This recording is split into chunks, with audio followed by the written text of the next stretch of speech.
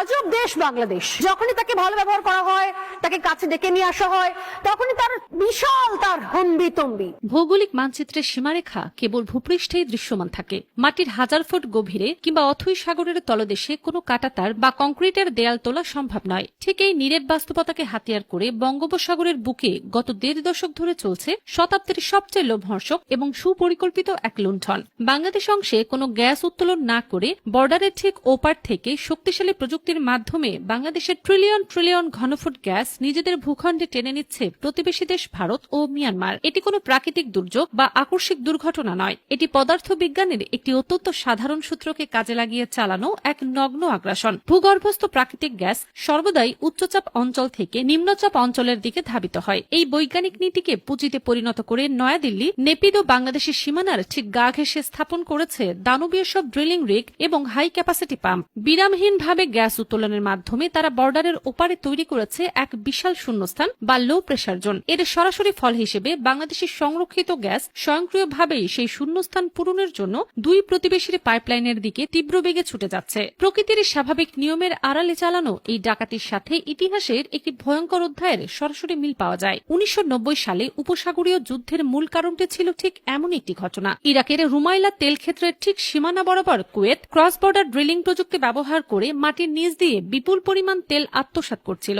এই সুনির্দিষ্ট এবং প্রমাণিত চুরির জবাব দিতেই সাদ্দাম হোসেন সরাসরি সামরিক অভিযান চালিয়েছিলেন। আজ বঙ্গোপসাগরের তলদেশে ঠিক সেই রুমাইলা মডেলের নিখুঁত বাস্তবায়ন করে চলেছে ভারত। এই নীরব ডাকাতির প্রেক্ষাপট একদিনে তৈরি হয়নি। এর নেপথ্যে রয়েছে 14 বছর ধরে অত্যন্ত সতর্কতার সাথে বোনা এক ভয়ঙ্কর ভূরাজনৈতিক জাল। 2012 সালে আন্তর্জাতিক সমুদ্রসীমা নির্ধারণী রায়ে বাংলাদেশ এক বিশাল জয় পেলেও সেই জয়ের সুফলকে শুরুতেই গলা টিপে হত্যা করে ভারত। সমুদ্র জয়ের পরপরই বাংলাদেশের দুটি অত্যন্ত সম্ভাবনাময় ব্লকের ইজারা সরাসরি তুলে দেওয়া হয়েছিল ভারতের রাষ্ট্রায়ত্ত প্রতিষ্ঠান ওএনজিসি ও অয়েল ইন্ডিয়া লিমিটেডের হাতে। এরপর থেকে কেটে গেছে দীর্ঘ 14টি বছর। কিন্তু আশ্চর্যের বিষয় হল এই দীর্ঘ সময়ে ভারতীয় কোম্পানিগুলো বাংলাদেশের সীমানায় 1 ঘনফুট গ্যাসও উত্তোলন করেনি। তারা মূলত ব্লকগুলোকে জিম্মি করে স্থবির করে রেখেছিল। এই স্থবিরতা কোনো প্রযুক্তিগত সীমাবদ্ধতা ছিল না, এটি ছিল সাউথ ব্লকের একটি সুনির্দিষ্ট ব্লুপ্রিন্ট। তাদের মূল লক্ষ্য ছিল বাংলাদেশের গ্যাস ক্ষেত্রগুলোকে অকেজো করে ফেলে রাখা,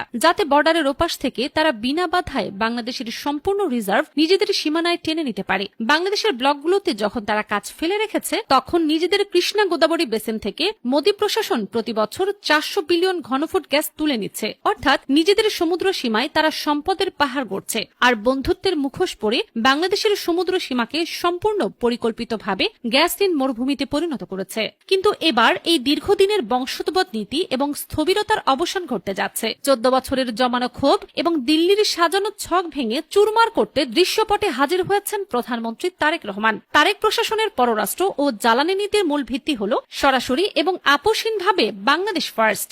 এতদিন আমেরিকা ও ভারতের প্রচ্ছন্ন হুমকিতে চীনের বিশ্বমানের প্রযুক্তিভিত্তিক কোম্পানিগুলোকে বাংলাদেশের সমুদ্রপথে প্রবেশ করতে দেয়া হয়নি। এই অলিখিত নিষেধাজ্ঞা এবং মনস্তাত্ত্বিক বাধা চিরতরে উপড়ে ফেলতে তারেক রহমান চীনের সাথে এক ঐতিহাসিক এবং মেগা মাস্টার প্ল্যান হাতে নিয়েছেন। বেইজিং এর সাথে এই চুক্তির মূল উদ্দেশ্য হল বঙ্গোপসাগরে ভারতীয় আধিপত্যের কবর রচনা করা এবং অতি দ্রুততম সময়ের মধ্যে নিজেদের সমুদ্র সীমা থেকে গ্যাস উত্তোলন শুরু করা।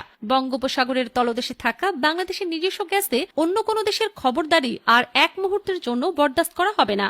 রাষ্ট্র কাঠামোর প্রতিটি স্তরে জাতীয় স্বার্থকে সর্বোচ্চ চূড়ায় স্থান দিয়ে চীনের সাথে এই প্রযুক্তিগত অংশদারিত্ব বাংলাদেশের অর্থনীতি এবং ভূরাজনৈতিক অবস্থানে এক অভাবনীয় এবং অপ্রতিরোধ্য পরিবর্তন আনতে চলেছে।